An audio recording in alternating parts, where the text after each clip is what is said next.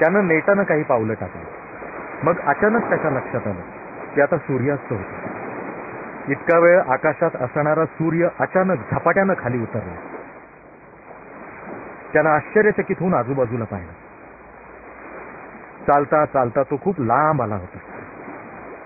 नंदिनी तिथून अजिबात दिसत नव्हती. त्याला क्षणभर काय करावं ते समजेना. इतक्या लगेच सूर्यास्त होईल असं वाटलं नव्हतं. पण आता सूर्यबिंब वेगानं पाण्याकडे उतरत होते. आधीची सोनेरी झळाळी नाहीशी होऊन आता फक्त तांबडा प्रकाश पसरला होता. त्याला क्षणभर वाटलं आपण पळत पाठीमागं जावं. वेगानं गेलो तर सूर्य पाण्यात बुडायच्या आत नंदिनीपाशी पोहोचू आणि दोघं मिळून सूर्यास्त पाहू. पण मग त्याच्या लक्षात आलं की ते अशक्य आहे. वाळूत पावलं टाकायलाच मुश्किल होतंय, पळणं तर कठीण आहे आणि सूर्य त्याच्या आतच पाण्याखाली जाईल. त्यानं वळून काही पावलं मागं टाकली. पण मग लाल काकीव सूर्यबिंब पाण्यावर टेकलं आणि समुद्राचं पाणी एकदम लाल पिवळ्या प्रकाशानं भारल्यासारखं झालं. तेव्हा तो एका जागेवर खिळून उभा राहिला. आकाशात पेटत्या भट्टीसारखा उकळणारा सूर्य आता खाली उतरताना पूर्णपणे निवून गेला होता आणि कोमट गोळा होऊन निरीक्षपणे पाण्यात उतरत होता. त्याच्या डोळ्यासमोर सूर्य अस्ताला गेला, पण त्याची पावलं लगेच हलली नाही. कितीतरी वेळ रिकाम्या क्षितिजाकडे बघत तो तसाच उभा राहिला. मग डोक्यावरून एक पक्षी ओरडत गेला. तेव्हा भानावर येऊन परत गेला.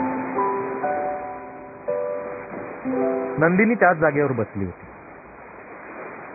त्याला वाटलं होतं की ती समुद्राकडे बघत तंद्री लावून बसली असेल, पण थोडं जवळ जाताच त्याला कळलं की ती त्याच्या वाटेकडेच बघत होती. बघितलं सूर्यास्त? हो, एकट्यानंच. म्हणजे माझी इच्छा होती की आपण दोघं मिळून तो बघावा. मग पाहिलं की आपण दोघं मिळून? दोघं मिळून? हो. इथे नव्हतो का आपण दोघं? त्याला दोघं मिळून म्हणतात का? म्हणजे काय, वेड पांघरून पेडगावला जातोस का? अरे नाही, खरंच. शेजारी शेजारी बसलो नसलो म्हणून काय झालं? तिथे या किनाऱ्यावरून नाही का पाहिला? आणि शेजारी बसलो तरी बघतो आपण आपल्याच डोळ्यांनी ना.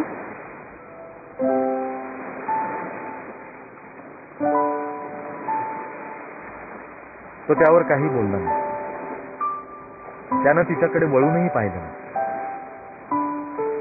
पण काही वेळानं तिच्या शब्दांचा अर्थ त्याच्या लक्षात आला. हो, खरंय, तो मनाशी म्हणाला. शेवटी बघतो आपण आपल्याच डोळ्यांनी. डोळे किंवा नजर काही दुसऱ्याची घेता येत नाही, अगदी बायको असली तरी.